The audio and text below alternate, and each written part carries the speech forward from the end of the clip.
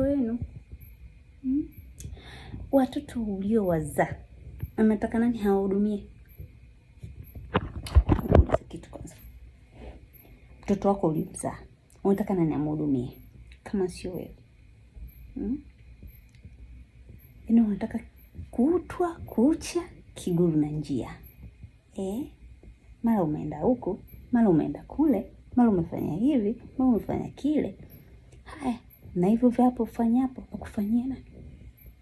Una house girl, una house boy, yaani maana una mvulana wa kazi wa nyumba, una mvulana msichana wa kazi wa nyumba, au tu ndo basi upo ela huna, maisha huna, na msaada unataka. Mmenichosha, nimewachoka. Mmenichosha, nimewachoka. Hai.